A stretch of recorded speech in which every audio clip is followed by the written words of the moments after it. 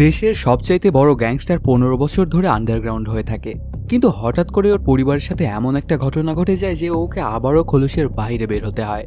এবার সে আগের থেকে অনেক বেশি ভয়ঙ্কর রূপে ফিরে আসে। আমার এই চ্যানেলটিতে সমস্যা হওয়ার জন্য অনেক দিন আপলোড করতে পারিনি, এজন্য চ্যানেলের রিচ অনেক কমে গেছে। তোমরা সবাই যদি লাইক ও কমেন্ট করতে তাহলে অনেক উপকৃত হতাম। কোনো স্পয়লার না দিয়ে চ্যানেলটা সাবস্ক্রাইব করে চলো তাহলে গল্পের গভীরে ঢুকে পড়া যাক। সিনেমার শুরুতেই দেখা যায় দ্বিতীয় বিশ্বযুদ্ধের সময় জাপানের অনেক বাজে অবস্থা হয়েছিল।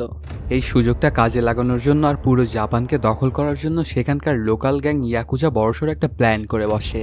পুরো জাপান দখল করা এবং ইয়াকুজার মধ্যে বাধা ছিল সামুরাইরা। এজন্য প্ল্যান করে ইয়াকুজারা অ্যাটাক করে সামুরাইদের বেসে। এক এক করে সকল সামুরাইদেরকে মারতে শুরু করে। প্রায় সকল সামুরাইদেরকেই মেরে ফেললেও কিছু সংখ্যক সেখান থেকে পালিয়ে যেতে সক্ষম হয়।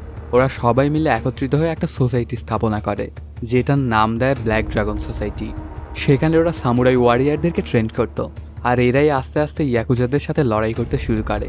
তবে 1970 সালে আবারও ইয়াকুজারা অ্যাটাক করে বসে এই সোসাইটিকে, এক এক করে সবাইকেই মেরে ফেলে।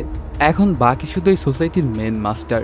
সে অনেক ইয়াকুজাদেরকে মারে, কিন্তু শেষমেশ এতগুলো ইয়াকুজার সাথে কোনোভাবেই পেরে ওঠে না আর মারা যায়। ইয়াকুজারা এই সোসাইটির মেন দোজোটাও পুড়িয়ে দেয়। শেষ হয়ে যায় সামুরাইদের গল্প। মারা যাওয়ার আগে মাস্টার বলে যায় যে ও আসবে। এখানে মাস্টার কার কথা বলল সেটা একটু পরেই জানা যাবে।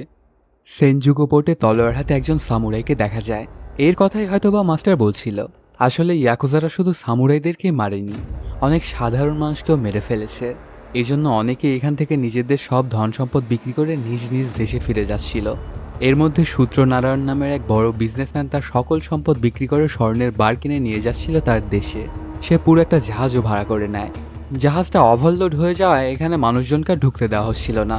তখন এই ব্যাপারগুলো যখন সাত্তিয়া দাদা দেখে, তখন সে কর্তৃপক্ষকে বলে সবাইকে তুলে নাও। কিছুক্ষণের মধ্যেই সবাইকে নিয়ে জাহাজ রওনা করে ইন্ডিয়ার উদ্দেশ্যে। সমুদ্রের মাঝখানে রাত্রি হয়ে যায়। হঠাৎ করে দেখা যায় কিছু লোক সেখানে চলে আসা সাধারণ মানুষজনকে অ্যাটাক করতে শুরু করে। আসলে ওরা এখানে এসেছিল মূলত সাত্তিয়া দাদার সোনাগুলো নেওয়ার জন্য। ওরা হলো ডাকাত। সাত্তিয়া দাদা বারণ করতে করতে একজন লোককে মেরে ফেলে। তখন সাত্তিয়া বলে, তোমরা সব সোনা নিয়ে যাও, কিন্তু একটা মানুষকে আর মেরো না তোমরা। তবে কে শোনে কার কথা, আর ধরে গিয়ে আরেকজনকে। কিন্তু ওরা তো জানতোই না যে এবার তারা কাকে ধরেছিল।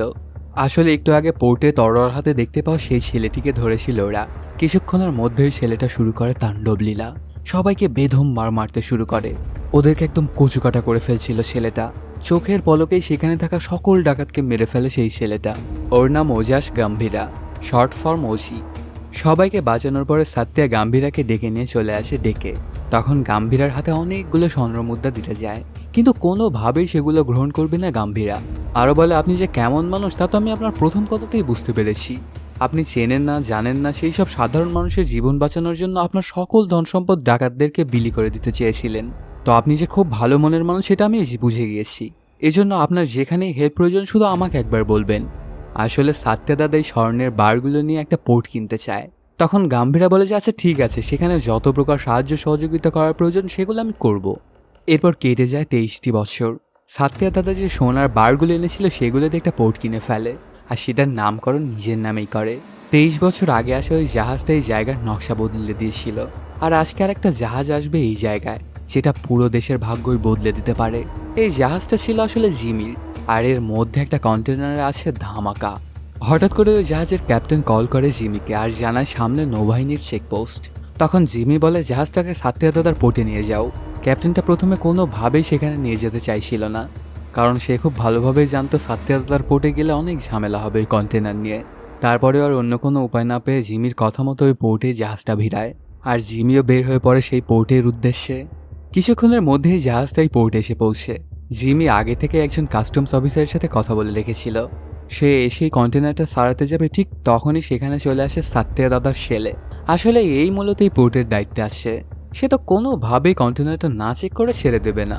এটা নিয়ে ওদের মধ্যে কথাবার্তা হতে থাকলে ঠিক ওই সময় সেখানে চলে আসে জিমি, আর ওকে অনেক করে কন্টেনারটা ছাড়ার জন্য বলে, কিন্তু কোনোভাবেই সে রাজি হয় না কন্টেনারটা ছাড়ার জন্য। তখন জিমি ওর দিকে বন্দুক তাক করে, সেও জিমির দিকে বন্দুক তাক করে বসে। তখন জিমি তার বন্দুকটা ফেলে দেয়, আর সাত্তিয়া দাদার ছেলেটা যায় ওই কন্টেনারটা চেক করার জন্য। কিছুক্ষণের মধ্যে ওই কন্টেনারটা খুলে দেখতে পায় ওর ভেতরে ধামাকা দিয়ে ভর্তি। এটাতে অবাক হয়ে যায় সে। কিছু একটা করতে যাবে, ঠিক তখনই জিমি একটা বন্দুক দিয়ে গুলি করে দেয় ওকে। মারা যায় সাত্তিয়া দাদার ছেলে। সাথে সেই পোর্টে থাকা লোকজনকেও মারতে শুরু করে জিমিরা। কিছুক্ষণের মধ্যেই গুলির আওয়াজ শুনে পোর্টে থাকা অন্য লোকজনেরাও সেদিকেই আসতে থাকে। তখন অন্য কোনো উপায় না থাকায় জিমিকে কন্টেনারটা ফেলেই ওখান থেকে পালাতে হয় তার জীবন নিয়ে। এখানে যদি সে থাকে তাহলে পোর্টের লোকজনের হাতে ওর মৃত্যু অবধারিত। কিছুক্ষণের মধ্যে এই খবরটা জিমির বাবা ওর কানেও চলে যায়। এটাতে সে তো অনেক ভয় পেয়ে যায়। আর জিমিকে সে বারবার বলতে থাকে, তুই জানিস তুই কাকে মেরেছিস? তুই সাত্তিয়া দাদার ছেলেকে মেরেছিস। এখন তোর অবস্থা যে কি হবে এটা আমি নিজেও বলতে পারছি না। একবার যদি ও চলে আসে তাহলে তো আমরা সবাই শেষ। এদিকে ছেলে মারা যাওয়াতে বাড়িতে শেষ কার্যের অনুষ্ঠান শুরু হয়। অনেকেই আসে সেখানে। বাইরে মুষলধারে বৃষ্টি হচ্ছিল। সেখানে অর্জুন নামের একজনকে দেখতে পাওয়া যায়। আসলে অর্জুন হলো সাত্যার নাতি। আজকে যে মারা গেল সে অর্জুনের চাচা। অর্জুনের বাবাকে কেউ একজন মেরে ফেলেছিল। তাকে শেষ করার আগ পর্যন্ত অর্জুন বাড়িতে ঢুকবে না বলে পণ করেছে। কিছুক্ষণের মধ্যেই অনুষ্ঠানে চলে আসে জিমি এবং তার বাবা। ওদেরকে দেখে তো অনেক রাগান্বিত হয়ে যায় সবাই। তারপর জিমি লাশের ওপরে ফুল দিতে গিয়ে ওর বইয়ের দিকে খানিকটা তাকিয়ে হাসি দেয়। তখন জিমির বাবা আবার সাত্যাকে বলতে থাকে যে তোমার ছেলেকে যে মেরেছে আমি সেটা খুঁজে বের করবই। তখনই সাত্তিয়া পাশ থেকে একটা লাঠি নিয়ে আসে এবং সেটা ওর ছেলের বইয়ের হাতে ধরিয়ে দেয়। আস্তে আস্তে সে আগাতে থাকে জিমির দিকে। জিমির হাতটা ধরেছিল ওর বাবা। মেয়েটা এসে ওই লাঠিটা দিয়ে জিমিকে মারতে শুরু করে। অনেকক্ষণ ধরে পিটানোর পরে লাঠিটা ভেঙে যায়। এই ব্যাপারটাতে বাবার উপরে অনেক রাগান্বিত হয়ে সেখান থেকে চলে যায় জিমি। তখন সাত্তিয়া ওর বাবার কানে কানে বলে, শুধু সন্দেহ হয়েছিল তাই এইটুকু করেছি এখন। আর যদি সত্য সত্য তোর ছেলে মেরে থাকে আমার ছেলেকে, তাহলে ওজি যে কি করবে সেটা আমিও বলতে পারছি না। তারপর বাড়িতে এসে বাবার উপরে অনেক রাগ দেখাতে থাকে জিমি। তখন একটা গল্প শোনায় ওর বাবা। এই পোর্টটা দখল করার জন্য আমি একবার সাত্তিয়াকে কিডন্যাপ করেছিলাম। কাহিনীটা ফ্ল্যাশব্যাকে চলে যায়। সাত্তিয়াকে ধরে এনে অনেক মারধর করে ওরা। তারপরও সাত্তিয়া কোনোভাবেই পোর্টটা দিতে চাচ্ছিল না। আর কেন জানি একটুও ভয় পাচ্ছিল না সাত্তিয়া। কিছুক্ষণের মধ্যেই দেখা যায় তলোয়ার হাতে এন্ট্রি নেয় গাম্ভীরা। আর ওদের লোকজনকে মারতে শুরু করে। সবাইকে একদম কচুকাটা করে ফেলছিল গাম্ভীরা। এতগুলো মানুষের জন্য ওর কাছে একদম পান্তা পানি। চোখের পলকেই সেখানে থাকা সবাইকেই মেরে ফেলে। তারপর চলে আসে ওদের হাইড আউটে। সেখানে এসে সবাইকে আবার মারতে শুরু করে। এরা কিন্তু সবাই ট্রেনিং নেওয়া সন্ত্রাসী ছিল।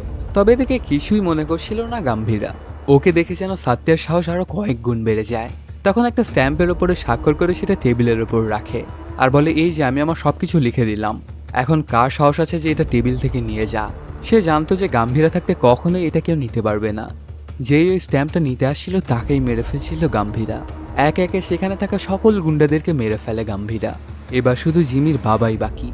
ও গাম্ভীরার পা ধরে অনেক করে কাকুতি মিনতি করতে থাকে। তারপরও গাম্ভীরার ঘাড়ে তলোয়ারটা বাঁধায় আর কিছু কথা বলে এবারকার মতো ছেড়ে দেয়। কাহিনীটা প্রেজেন্ট টাইমে চলে আসে। বাবা বলে, গাম্ভীরার তলোয়ার তো আমার গলাতে এসে থেমে গিয়েছিল, কিন্তু আমি শিওর যে তোর গলাতে এসে থামবে না। এদিকে দেখা যায় অর্জুনও তার বন্ধু বান্ধবকে এই একই গল্পই শোনাচ্ছিল। তখন ওরা জিজ্ঞেস করে, আচ্ছা এখানে এত কিছু হয়ে গেল তাহলে গম্ভীরা কেন এখানে আসলো না? তখন অর্জুন বলে, গম্ভীরার এই শহর ছাড়ার 15 বছর হয়ে গেছে। আসলে সে সাত্যার বড় ছেলে, মানে আমার বাবাকে মেরে ফেলেছিল। আমি ছোটবেলা থেকেই গম্ভীরের জন্য অপেক্ষা করছি। যতক্ষণ না ওর রক্ত দিয়ে আমি হাত ধৌত করতে পারবো ততক্ষণ আমার কোনো শান্তি নেই। আর ততদিন পর্যন্ত আমি আমার বাড়িতে ঢুকবো না। অন্যদিকে দেখা যায় সিএম ক্যাম্প অফিসে বড় বড় সব কর্মকর্তারা গাম্ভীরের ছবি নিয়ে বিভিন্ন গবেষণা করছিল। ওদের ধারণা যে যেহেতু সাত্যার ছেলেকে মারা হয়েছে অবশ্যই গাম্ভীরা আসবে। ওর নাম শুনে কেন জানি সবাই কেঁপে ওঠে। এদিকে সাত্তিয়া চলে আসে কন্টেনারটা চেক করার জন্য। এসে দেখতে পায় ওটা পুরোপুরি ছিল ধামাকা দিয়ে ভর্তি।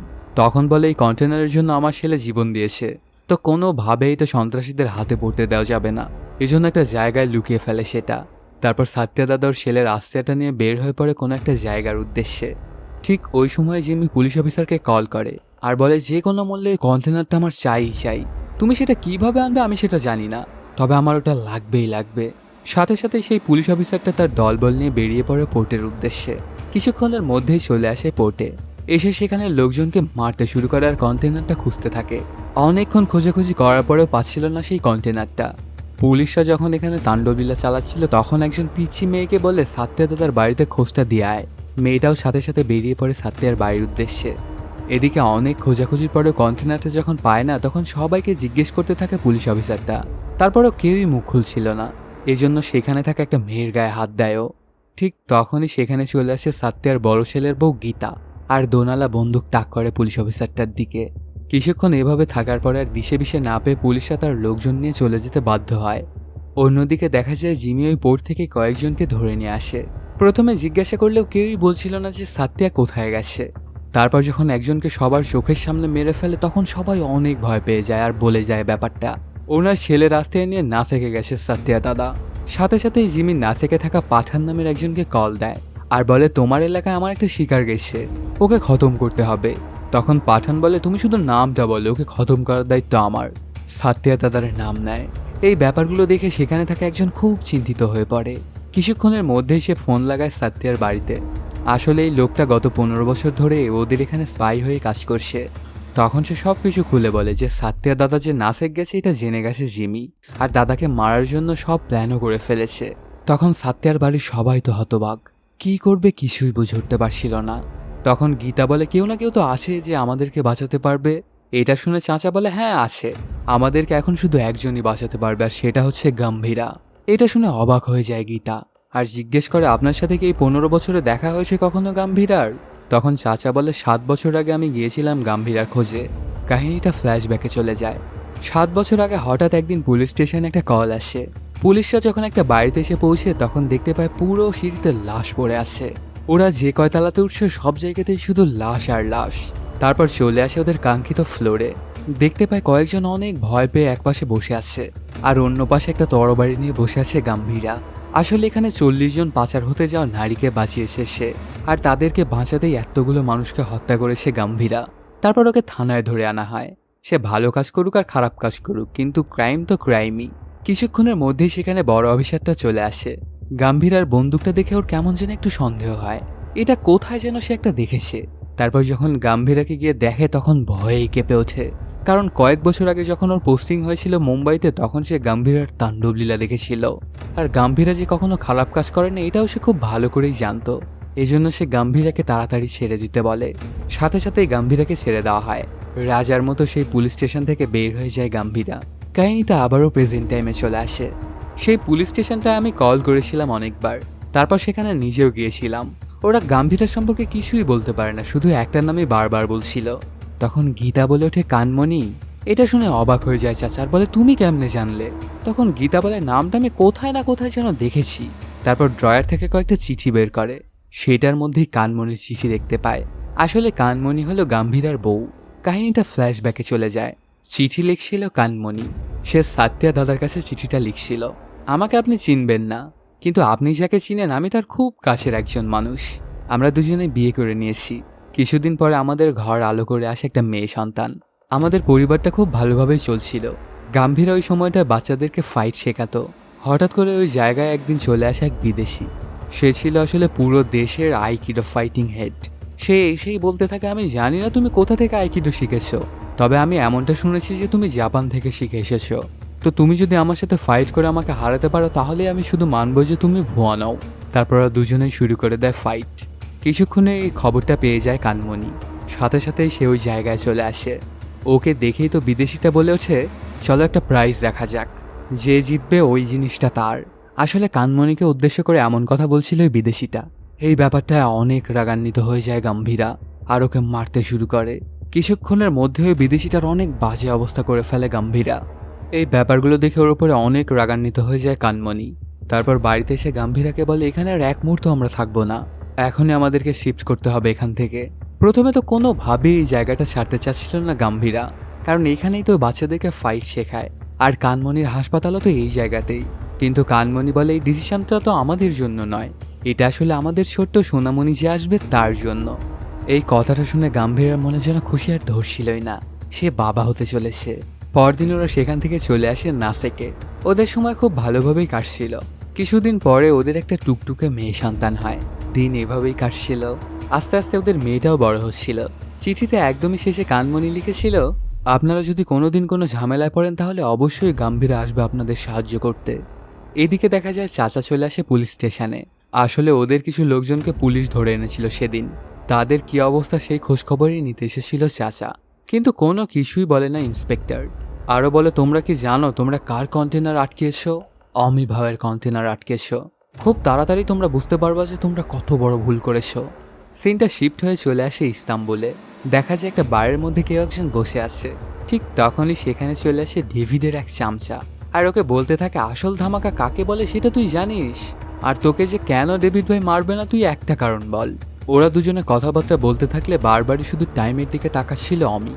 তারপর যখনই লোকটা বাহিরে বের হতে যাবে ঠিক তখনই বাহিরে হয় ধামাকা। তারপর অমি ওই লোকটাকে অনেক করে শাসায় আর বলে ডেভিড ভাই যে কেন আমাকে এই কাজটা দিয়েছে সেটা আমি আর ডেভিড ভাই ভালো জানি, তুই চেলা তো তুই চেলার মতোই থাক। এদিকে সাত্যারা এসে পৌঁছে একটা হাসপাতালের সামনে। সেই হাসপাতালের ভেতরে দেখা যাচ্ছিল একটা বাচ্চা দৌড়াচ্ছে আর ওর পিছা করছিল কানমণি। কিছুক্ষণের মধ্যেই সেই বাচ্চাটা দৌড়াতে দৌড়াতে সে সাত্যার পিছনে লুকায়। তখন কানমণি এসে সেই বাচ্চাটিকে ধরে নিয়ে যেতে থাকলে সাত্যা ওর নাম ধরে ডাকে। তখন কানমণির আর বুঝতে বাকি থাকে না এটাই সাত্যা দাদা। ওনাকে গিয়ে সালাম করে কানমণি। সাত্যা দাদাকে দেখে তো অনেক খুশি হয়ে যায় কানমণি, আর সাত্যা দাদারও খুশি যেন ধরছিলই না। এতদিন শুধু চিঠি পড়ে এসেছে ওর, আর আজকে ওর দেখাও পেল। তারপর পরই কানমণি কল লাগায় গাম্ভীরাকে আর বলে তাড়াতাড়ি তুমি হাসপাতালে আসতে পারবে। গাম্ভীরা বলে কেন, আমার আসতে একটু দেরি হবে। তখন কানমণি বলে সাত্যা দাদা এসেছে। এটা শুনে খানিকক্ষণ স্ট্যাচু হয়ে থাকে। তারপর সেখান থেকে বেরিয়ে পড়ে হাসপাতালের উদ্দেশ্যে। কিছুক্ষণের মধ্যেই হাসপাতালে এসে উপস্থিত হয় জিমি তার দলবল নিয়ে, আর অনেক রাগান্বিত হয়ে সবাইকে নিয়ে ঢুকতে থাকে হাসপাতালের ভেতর। সেখানে গিয়ে মানুষজনকে মারতে শুরু করে দেয় জিমি, আর সাত্যাকে খুঁজতে থাকে। এতক্ষণে সাত্যার অনেক লোকজনকে মেরে ফেলেছিল জিমি। অনেক চালাকির মাধ্যমে এক পর্যায়ে সাত্যা জিমির গলায় একটা চাকু ধরে ওকে সাইডে নিয়ে আসে, ওকে নিয়ে বাইরের দিকে যেতে থাকে। কিছুক্ষণ এভাবে হাঁটার পরে হঠাৎ করে ওই চাকুটা নিয়ে সাত্যার পেটের মধ্যে ঢুকিয়ে দেয় জিমি। তারপরে কোনো মতো সাত্যা সেখানেই জিমিকে আটকে বের হয়ে যায়। তখন অনেক কষ্টে সেই বেড়াজাল থেকে বের হয় জিমি, আর একটা বন্দুক হাতে নিয়ে গুলি করতে থাকে। ঠিক তখনই পেছন থেকে ওকে মারে কানমণি। এই ব্যাপারটাতে অনেক রেগে যায় জিমি আর গুলি চালায়। এদিকে সাত্যারা গাড়ি নিয়ে ততক্ষণে চলে গেছে এখান থেকে, তবে ওদেরকে এখনো পিছা করছিল জিমিরা। কিছুক্ষণের মধ্যেই ওদের গাড়িকে ধরে ফেলে এবং উল্টো করে ফেলে দেয়। তারপর গাড়িটা থেকে বের হয়ে সাত্যা গিয়ে পালায় একটা ভুট্টা ক্ষেতের মধ্যে।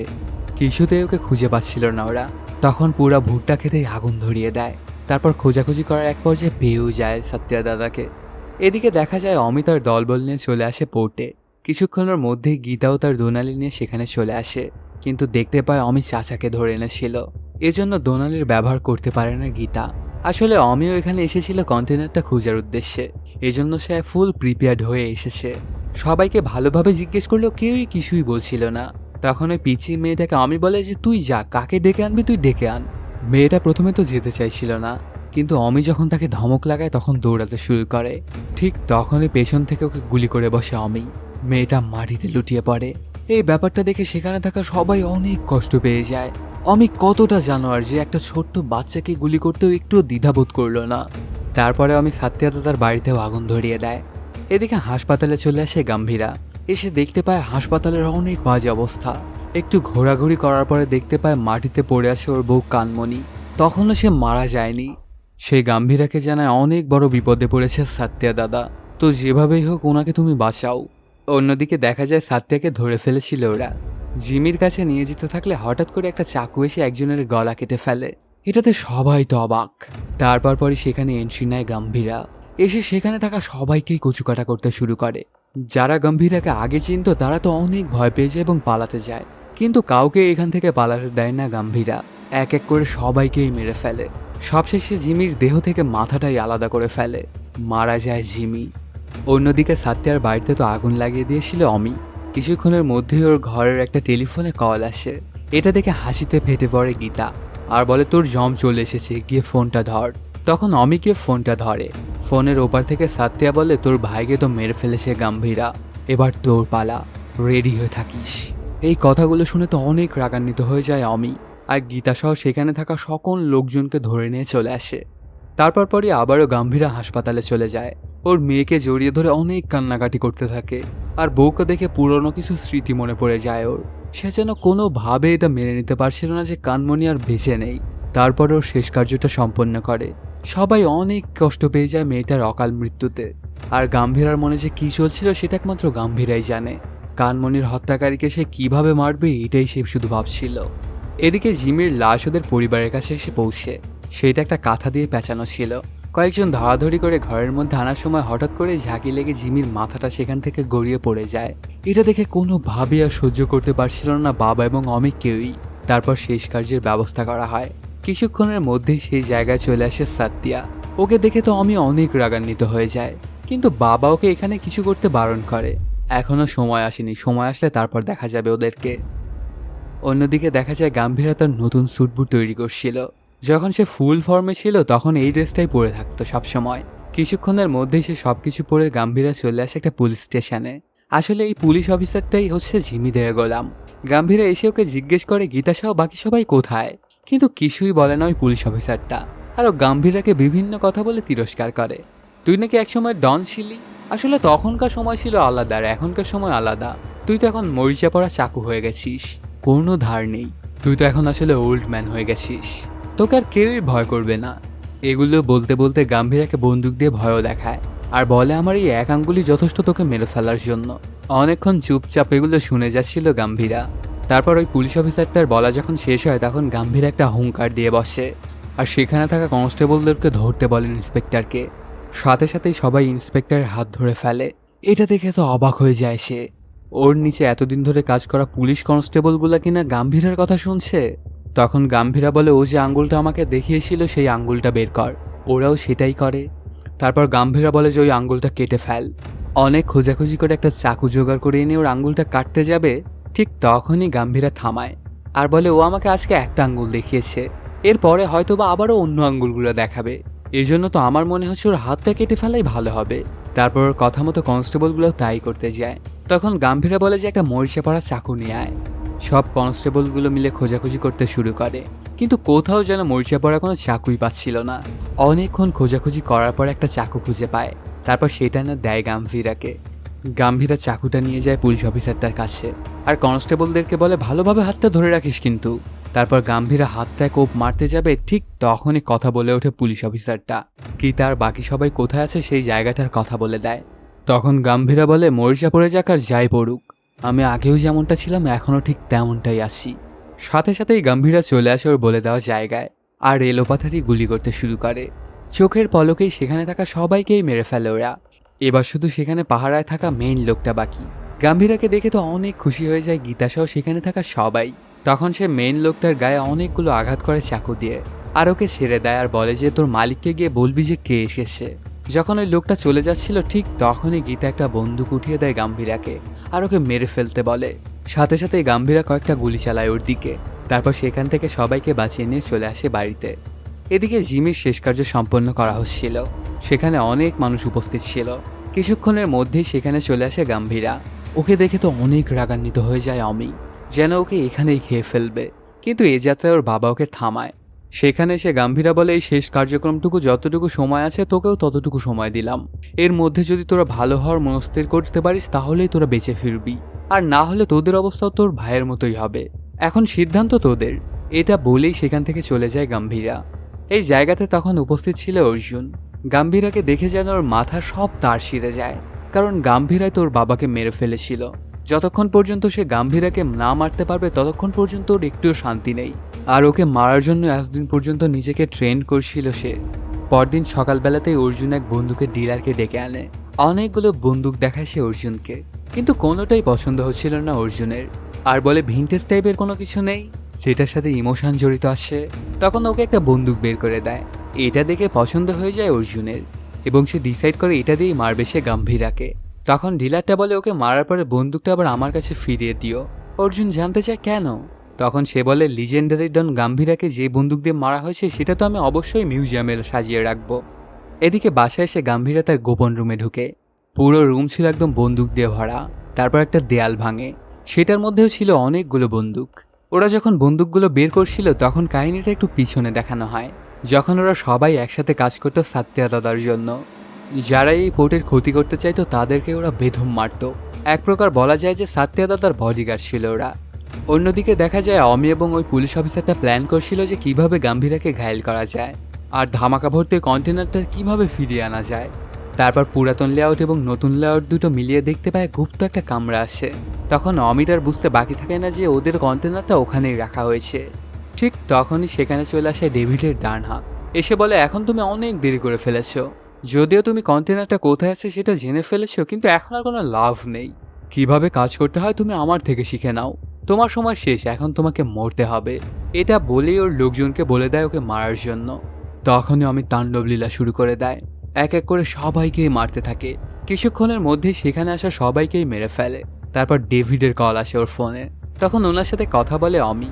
ডেভিড কোনোভাবেই অমির কাজে খুশি নয়।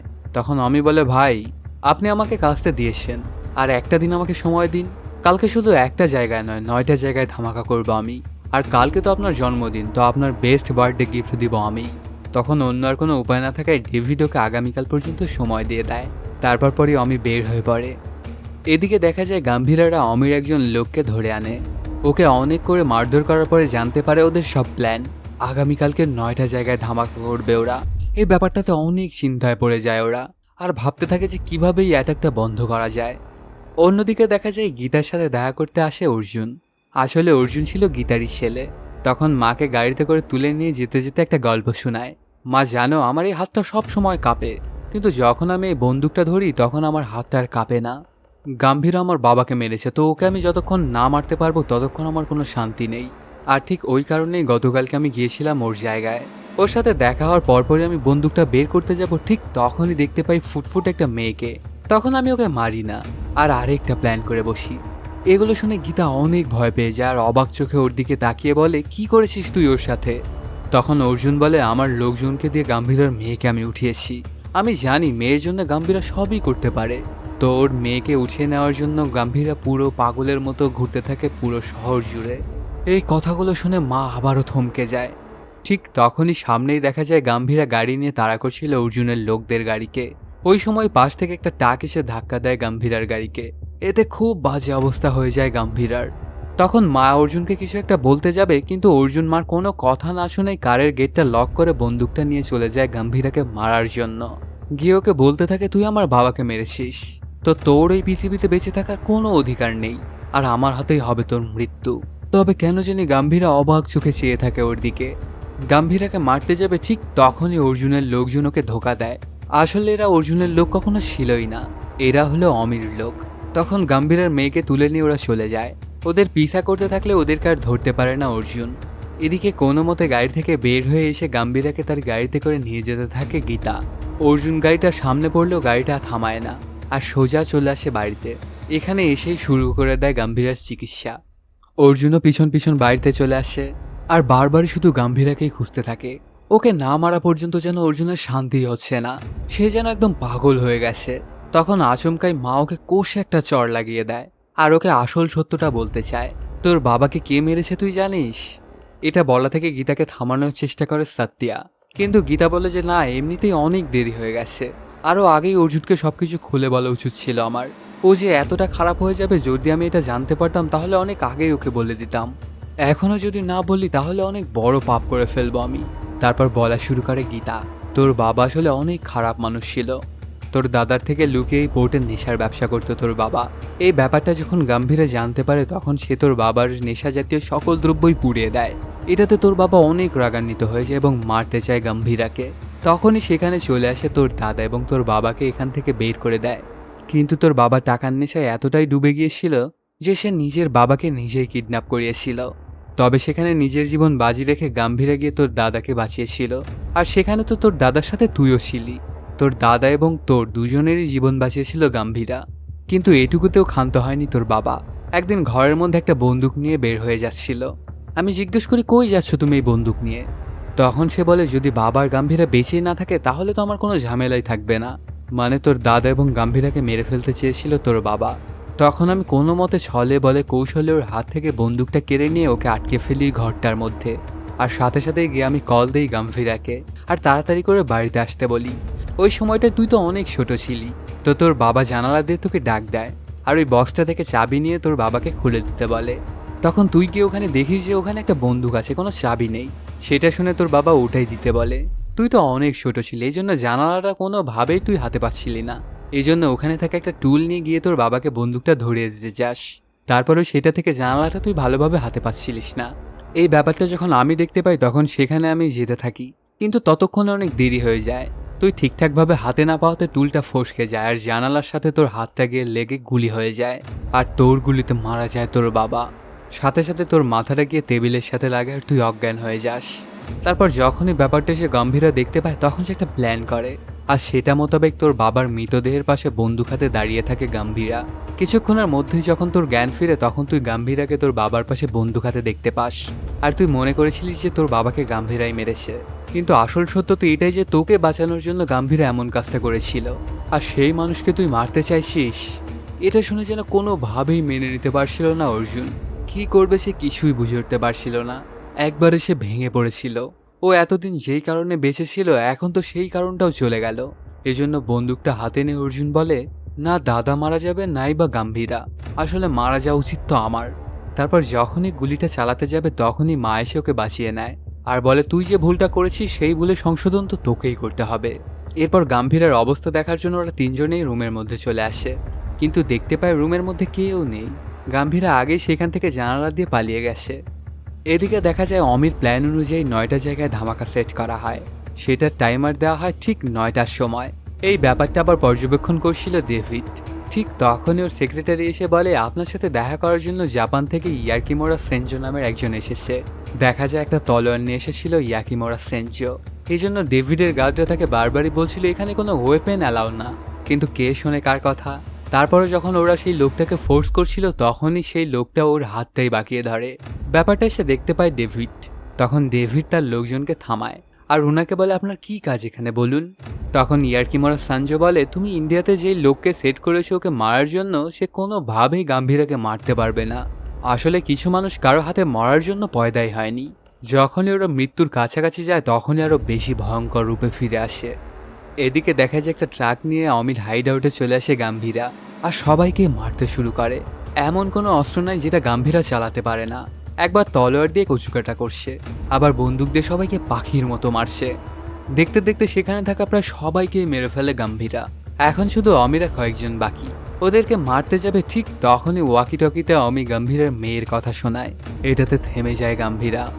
তারপর পরে অমি বলে, তোর মেয়ের সম্পর্কে জানার আগে তোর তো এটা জানা উচিত যে তোর বউ কিভাবে মরেছে বা তোর বউকে কে মেরেছে। আসলে সেদিন হাসপাতালে শুধু জিমি ছিল না, আমিও ছিলাম।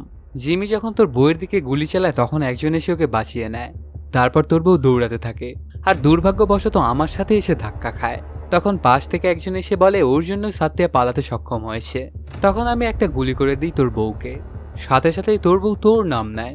এটাতে আমি আরো অনেকগুলো গুলি করি তোর বউয়ের বুকে, আর সেখানেই মারা যায় তোর বউ। এটা শুনে একদম পাগল প্রায় অবস্থা হয়ে যায় গাম্ভীরার। ওর মাথার যেন সকল তারই ছিঁড়ে গেল, আর সেখানে থাকা সবাইকে আবারও মারতে শুরু করে। কিছুক্ষণের মধ্যেই সেখানে থাকা সবাইকেই মেরে ফেলে। এবার গিয়ে ধরে অমিকে। ওকে মারতে যাবে ঠিক তখনই আবারও ওয়াকি টকিতে তার মেয়েকে আনে আর সেটা পাশেই ফেলে দেয়।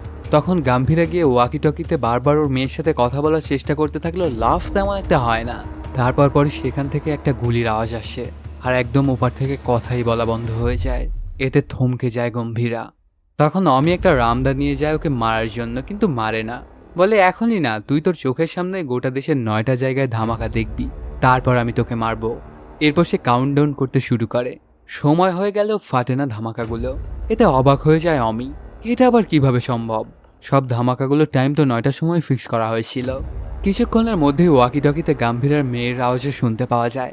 এতে ওর জানে যেন পানি ফিরে আসলো। তারপর ওয়াকি টকির ওপার থেকে কথা বলে ওঠে অর্জুন। আসলে সেই এসে পুলিশটাকে মেরে ওর মেয়েকে বাঁচিয়েছে। তখন অর্জুন বলে অমিকে একদমই ছাড়বেন না। তখন গাম্ভীরা উঠে জাপানিজ ভাষায় কিছু একটা বলতে থাকে, আর দেখা যায় ওই 9টা জায়গাতে একটা একটা করে সামুরাই গিয়েছিল, আর সেখানে থাকা অমির লোকজনের দেহ থেকে মাথাগুলো আলাদা করে ফেলে। তারপরে ধামাকাগুলো ডিফিউজ করে দেয় ওরা। কিছুক্ষণের মধ্যে ওদের ঘরের কাঁচগুলো ভেঙে পেপারে মোড়ানো 9টা মাথা সেখানে এসে পড়ে। এগুলো দেখে তো থমকে যায় অমি। এদেরকেই তো ধামাকাগুলো লাগাতে দিয়েছিল সে। তারপর পরই কাঁচগুলো ভেঙে আবারও সেখানে প্রবেশ করে 9 জন সামুরাই, আর চোখের পলকেই অমির থাকা বন্দুকধারী সবাইকেই মেরে ফেলে। একজন এসে গাম্ভীরাকে তার তরোয়ালটা তুলে দেয়। ততক্ষণ একটা বন্দুক পেয়ে যায় অমি, আর সেটা দিয়ে গুলি করতে শুরু করে, কিন্তু নিজের তলোয়ার দিয়ে খুব সহজে এগুলোকে প্রতিহত করে গাম্ভীরা। তারপর মারে গিয়ে অমিকে, তবে ওকে জানে মারে না, আর ওকে বেঁধে রাখে ওরই ধামাকাগুলোর মাঝে। কিছুক্ষণের মধ্যেই অমির জ্ঞান ফিরে আসে। তখন সে দেখতে পায় ওর চারিপাশে শুধু ধামাকা আর ধামাকা। তখন অমি বলে ওঠে, আমি ফিরে আসবো। কিছুক্ষণের মধ্যেই সেখানে ধামাকাগুলো ফেটে যায়, আর অমিদের পুরো বিল্ডিংটা একদম ধুলোর সাথে মিশে যায়। এই ব্যাপারগুলো যখন ডেভিড জানতে পারে তখন সে ইয়ার্কিমোরাকে জিজ্ঞেস করে আসলে কে এই ওজি। তখন সে বলতে শুরু করে ওর আসল নাম ওরুচি গেনশিন, আমি ভেবেছিলাম যে ও মারা গেছে, কিন্তু মারা যায়নি, এখনো সে জীবিতই আছে। আমার ছেলের দেহ থেকেও মাথাটা আলাদা করে ফেলেছিল সে। আর জাপানিজ ইয়াকুজাদের নিঃশেষ করেছে ওরাই। ওজি হচ্ছে রিয়েল গ্যাংস্টার। এদিকে সবকিছু ঘটে যাওয়ার পরে পোর্টের গদিতে এবার বসে অর্জুন। গাম্ভীরা যখন তার মেয়েকে নিয়ে চলে যাচ্ছিল তখন অর্জুন ওকে জিজ্ঞেস করে, তুমি কি এখানে আবার কখনো ফিরে আসবে? তখন গাম্ভীরা বলে, যদি কোনোদিন প্রয়োজন পড়ে তাহলে আসবো। আর এর মাধ্যমেই শেষও হয়ে যায় সিনেমাটি। তো বন্ধুরা, কেমন লাগলো আজকের এই এক্সপ্লেনটি জানাতে কমেন্ট করো। আর যদি এখনও চ্যানেলটি সাবস্ক্রাইব না করে থাকো তাড়াতাড়ি সাবস্ক্রাইব করে নাও। দেখা হচ্ছে নতুন কোনো ভিডিওতে। Till then, সায়োনারা।